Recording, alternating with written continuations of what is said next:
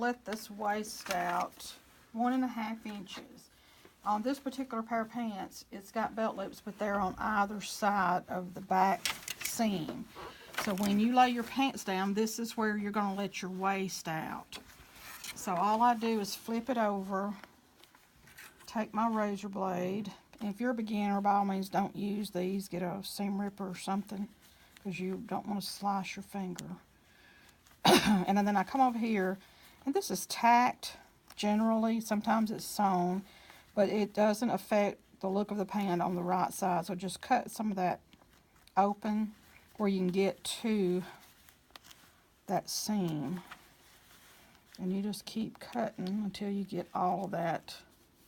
All it is just tacked down. Most of the time it's not like really sewed hard down. Then that's what opens this up. And I need to let it out 1.5 inches.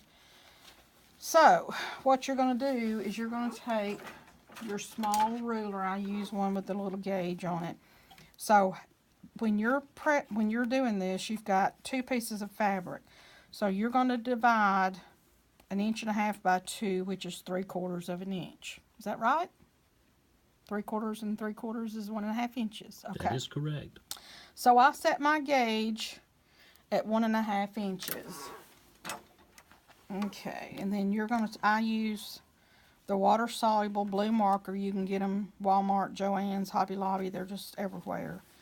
Then I lay this down on the current seam, and if you notice, I'm just right on the edge of that. And he might not get a true 1.5 inches out of, wait a minute, that's not right. You're supposed to measure 3/4. 3/4, correct. I measured wrong. I'm not a mathematician either, so. And here's my mark for my 1.5 inches. Then all you're going to do is I lay this. Don't take the old seam out until you have a new seam, and I'll show you why. This just makes it much, much easier. And what type of machine are you using here? This is just really a real basic white is the name brand machine. The reason I use this, I've had a brand like this forever. This is an old machine, but it's all metal up here. And it will go across large seams, denim, anything like that. Now I have newer computerized machines, but I do not use them for alterations. Then you're just going to start sewing. And you've got to let this out all the way down the back side. If you don't, it's going to pucker, and when they put them on, it's not going to fit right. This is your presser, which this is an old machine. You click that down, and what that does, that lets some of the pressure off of your foot, and that helps me to get across those big lumps and humps. And as you're coming down, you just kind of feed your way back to the original hem. And this is where the experience comes in, correct? Yeah, I've done this so much. And then once you get back to the original hem, you just put in a few extra stitches. And you're through, you're finished with that. And I like to get all my little threads off. Now, as you can tell, this is put in by a different kind of machine than what I did over here. And you're just going to take your seam ripper, and hopefully this will work for me. Sometimes it does, and there we go. See how nice? It's just a chain stitch, and it pulls itself out all the way down to where I stopped sewing, which would be right there. And if you're afraid that it's going to come loose, go back in there and, do your little more double stitching. It's, it's not going to matter. And then you take the next one.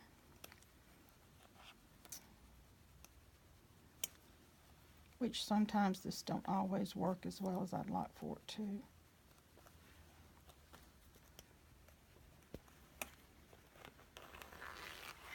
Okay.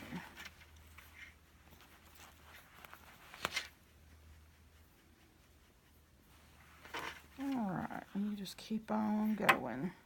Sometimes with these, if I get a place up here I can't get through, I'll start back down here at the bottom.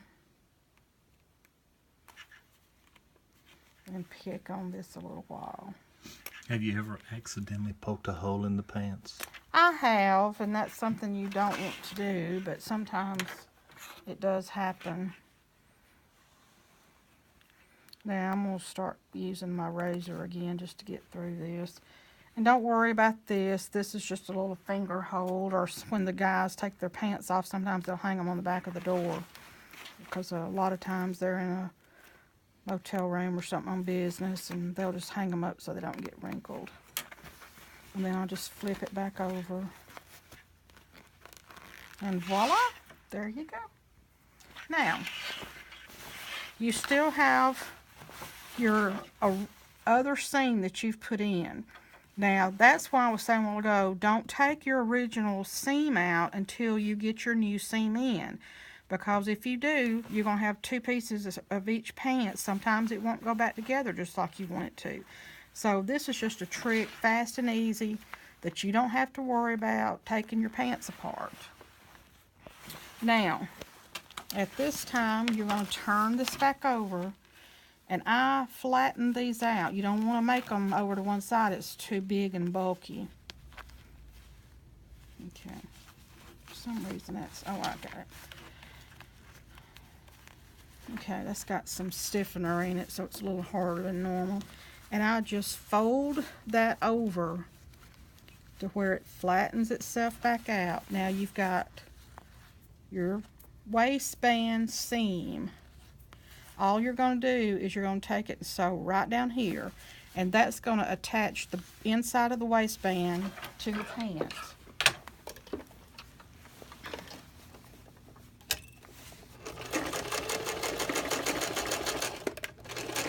And I'll just do a little back stitch.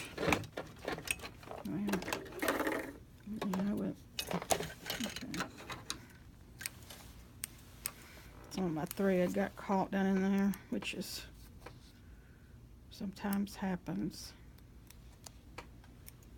Okay. Now at this point, I'm going to go here and I'm going to take my iron.